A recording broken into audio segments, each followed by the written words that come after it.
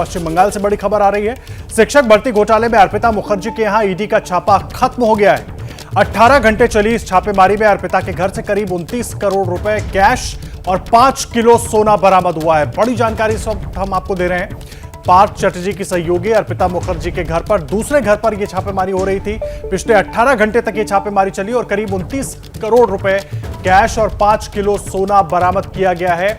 और अगर अब तक कुल मिली रकम को जोड़े तो करीब 50 करोड़ रुपए की बरामदगी ईडी ने की है पार्थ चटर्जी की सहयोगी अर्पिता मुखर्जी के अलग अलग घरों से। ये बड़ी जानकारी देखिए। दूसरा घर बेलघारिया में है, जहां पर छापेमारी 18 घंटे पहले शुरू हुई थी और वहां से करीब 29 करोड़ रुपए कैश और 5 किलो सोना बरामद हुआ। ये तस्वीरें जो आप देख रहे हैं, ये बक्से जो हैं वो एसबीआई की तरफ से भेजे गए थे उस कैश को लेकर जाने के लिए, ताकि जो भी वहां पर शहर में एसबीआई की चेस्ट हो वहां पर इसको जमा कराया जा सके और उसके बाद जो भी कानूनी कार्रवाई हो वो आगे बढ़ सके। ईडी पिछले 18 घंटे से अर्पिता मुखर्जी के बेलघारिया वाले घर पर छापेमारी कर रही थी और वहां से करीब 29 करोड़ रुपए कैश और 5 किलो सोना बरामद हुआ है। ये बड़ी जानकारी।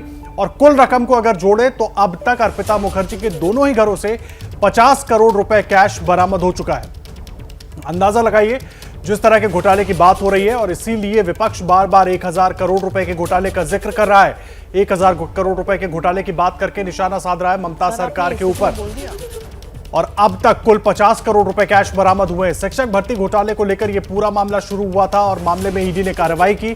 पार्थ चटर्जी की करीबी अर्पिता मुखर्जी के घर पर, पहले घर पर छापा मारा गया टालीगंज में, जहां से 21 करोड़ रुपए कैश मिले और उसके बाद अभी 29 करोड़ रुपए कैश बरामद हुए हैं बेलघारिया वाले घर से। और कुल 50 करोड़ रुपए कैश अब तक बरामद हो चुके हैं और बेलघारिया वाले घर से ही 5 किलो सोना भी बरामद किया है ईडी की टीम ने। पार्थ चटर्जी की करीबी बताई जाती है अर्पिता मुखर्जी, और जिस तरह से कैश बरामद हुआ उसके बाद बहुत सारे सवाल हैं। हालांकि ममता बनर्जी ने इन सवालों को दरकिनार करने की कोशिश की। उन्होंने कहा कि हम यहां पर सेवा करने के लिए हैं, भोग करने के लिए नहीं है। लेकिन लगातार टीएमसी विपक्ष के निशाने पर है, खास करके बीजेपी के निशाने पर है। और कैश की बरामदगी कहीं ना कहीं टीएमसी की मुश्किलें भी बढ़ा रही है, क्योंकि ममता सरकार में मंत्री हैं पार्थ चटर्जी।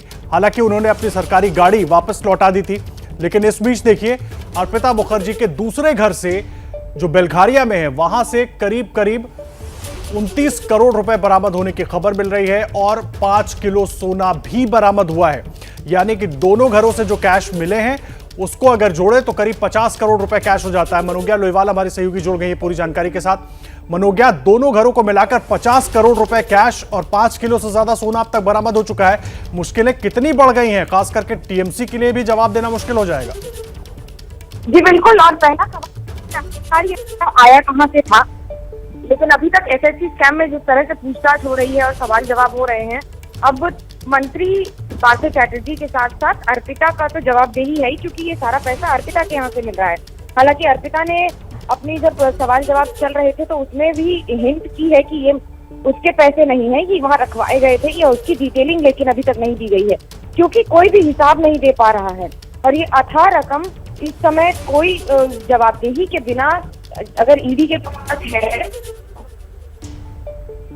ये रुपया आया कहां से था। एसएससी स्कैम के तहत जिस तरह से पूछताछ हो रही है, यानी कि स्कूल सर्विस कमीशन छात्र भर्ती, शिक्षक भर्ती के मामले में जिस तरह से पूछताछ हो रही है, अब उसी पर आगे बढ़ते हुए आज की ये रकम कम से कम तृणमूल कांग्रेस के लिए बहुत बड़ा सवाल है जवाब देने के लिए।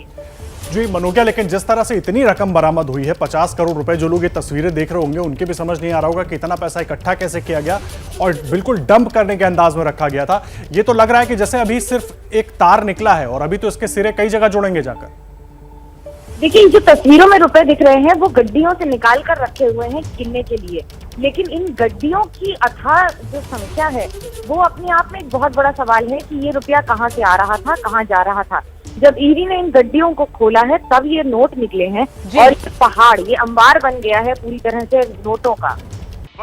ये हैं शर्मा जी, जो रात का खाना और देश दुनिया की सुर्खियां दोनों लेते हैं सुमित अवस्थी के साथ। अब ये हैं इनके पड़ोसी बनर्जी साहब। मिष्टी दोई खाते खाते पूरा बंगाल जान लेते हैं सुमन दे के साथ। इनकी तरह आप भी देखें अपने फेवरेट न्यूज एंकर को एक ही ऐप पर और डाउनलोड कीजिए एबीपी लाइव ऐप अपने स्मार्ट टीवी पर।